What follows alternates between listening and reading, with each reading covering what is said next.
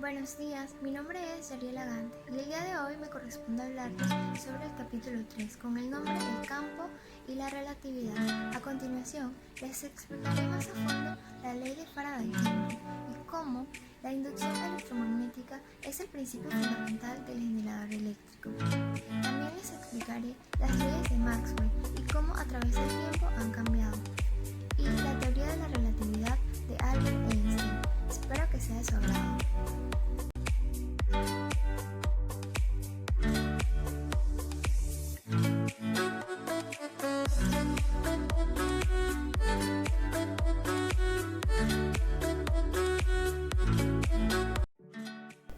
A principios de la década de 1830, Michael Faraday en Inglaterra y Joseph Henry en los Estados Unidos descubrieron, independientemente, que la variación temporal del flujo del campo magnético que atraviesa la superficie limitada por una espira conductora induce en esta espira una corriente eléctrica. El proceso se conoce como inducción electromagnética. Esta inducción electromagnética es el principio fundamental del generador eléctrico, el transformador y de otros dispositivos de uso cotidiano. Para realizar una experiencia de inducción electromagnética se va a considerar el montaje de la imagen.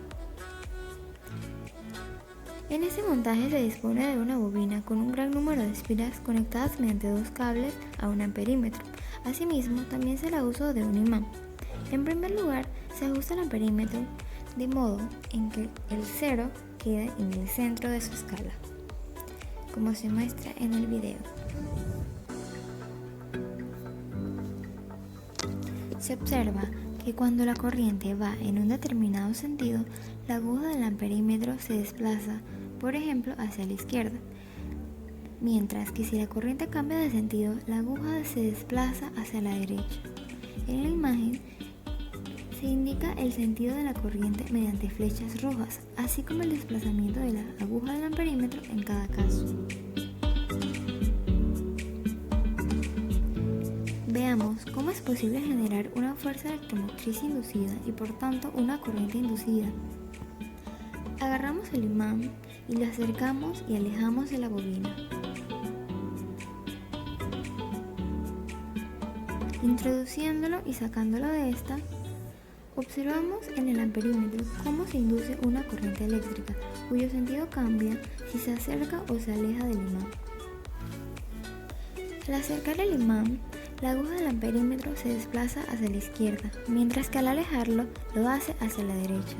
Sin embargo, no existe corriente inducida si el imán está en reposo respecto a la bobina.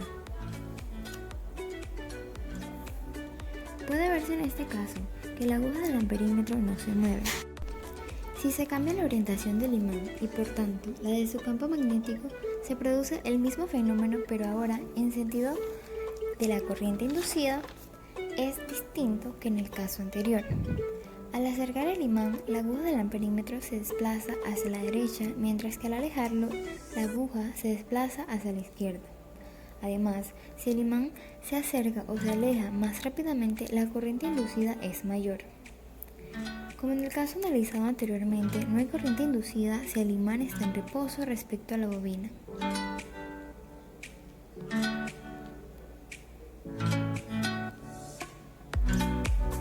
Por último, vamos a ver cómo también se genera corriente eléctrica cuando el imán está en reposo y se mueve la bobina respecto al imán, alejándola o acercándola, como observamos en el video.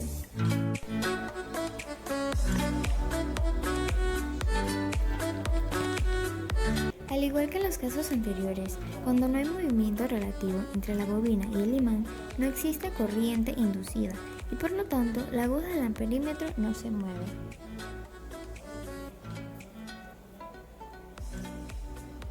Al acercar el imán a la bobina, aumenta el flujo del campo magnético que atraviesa cada una de sus espiras y se induce una corriente eléctrica. Sin embargo, cuando el imán está en reposo respecto a la bobina, el flujo del campo magnético que atraviesa la bobina no cambia. Al alejar el imán, disminuye el flujo magnético y también se induce la corriente eléctrica, pero en sentido contrario al caso anterior. La presencia de estas corrientes inducidas en la bobina implica la existencia de una fuerza electromotriz inducida, la cual está presente durante el tiempo en el que el flujo del campo magnético está variando. El flujo del campo magnético que atraviesa la bobina está relacionado con la fuerza electromotriz inducida mediante la ley de Faraday-Henry, que establece que la fuerza electromotriz espilón depende de la rapidez con la que varíe el flujo magnético.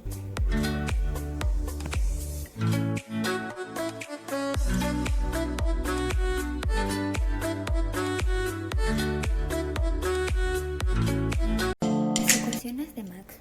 En la antigüedad, a los científicos les fascinaba experimentar, por ejemplo, con papelitos pegándose e imanes orientándose.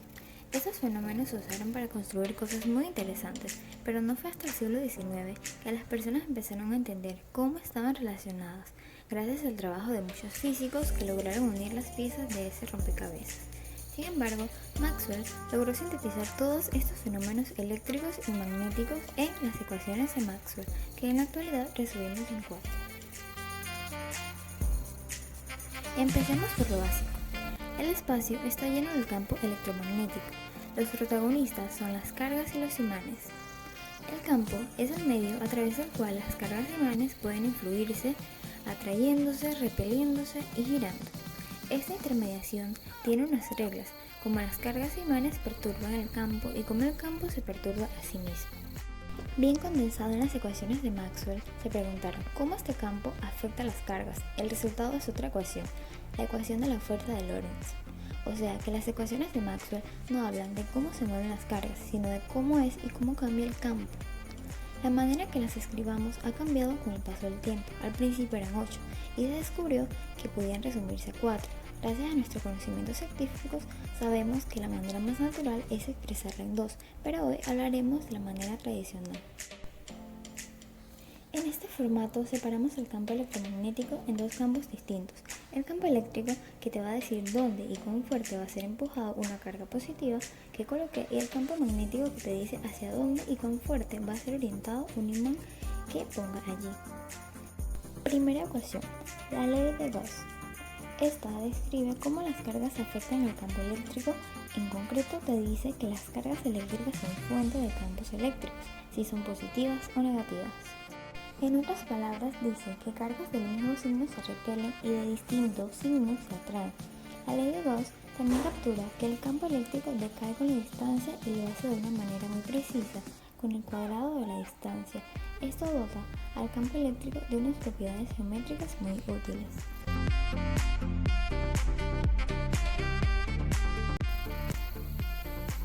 Pasemos a la segunda ecuación, la ley de Gauss del magnetismo.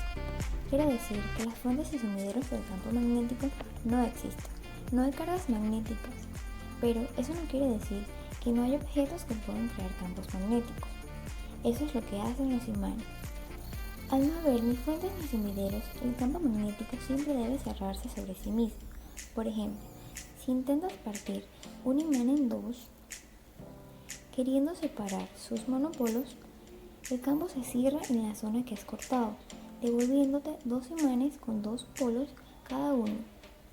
En resumen, en nuestro mundo los monopolos son imposibles. Aún así, no es descartado que en el universo primitivo pueden haber existido.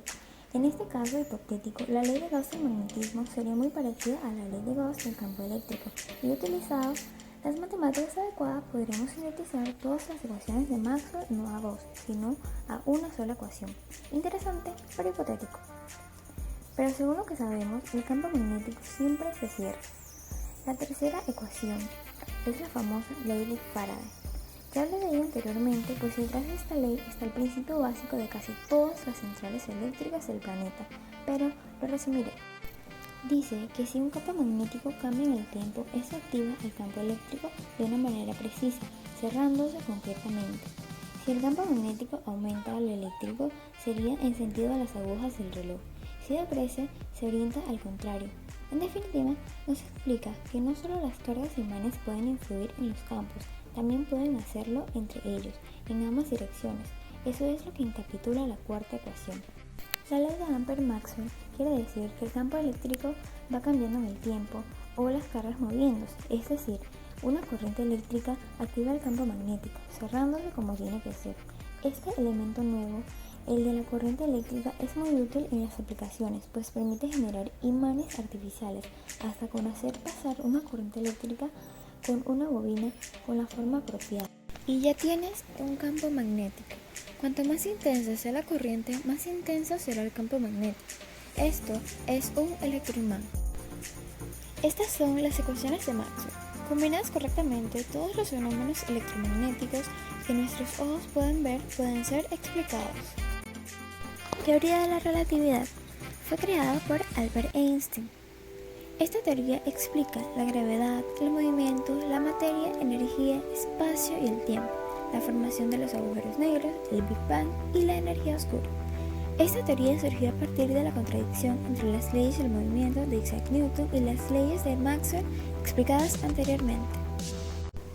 Es algo sencillo modificar la mecánica clásica para relacionarla con la teoría de la relatividad, sin contradecir los resultados experimentales. La física de Newton es la mecánica clásica. Esta mecánica describe todo lo que percibimos con nuestros sentidos y todo lo que corresponde a un sistema de medidas, por ejemplo el espacio, tiempo, peso, energía, etc. Las variables que se aplican en la vida cotidiana o para realizar una investigación se aplican por medio de fórmulas matemáticas. Cuando Albert Einstein inventó la teoría de la relatividad espacial y general, complementó a la mecánica clásica, y esto ha sido un gran avance para la ciencia. Las ecuaciones de Einstein aún en la actualidad siguen siendo de mucha importancia. Son un elemento teórico primordial para comprender todos los fenómenos que ocurren en el universo. Pero desde niño, Einstein no estaba convencido de que los misterios de la física estaban resueltos. En la ciencia no hay una verdad absoluta. Sus experimentos fueron a través de la imaginación.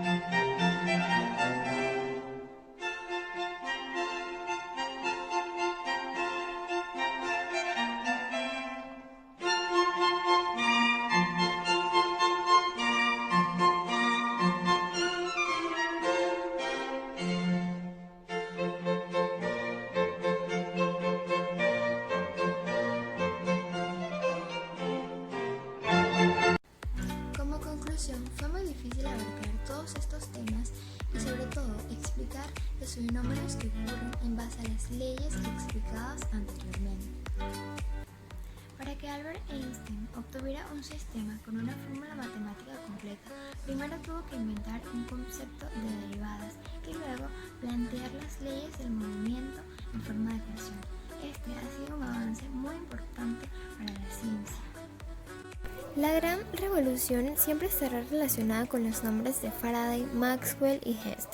Entonces, fue Maxwell que recibió la mayor parte, quien logró explicar todo lo que sabía sobre la luz y los fenómenos electromagnéticos representados por sus ecuaciones.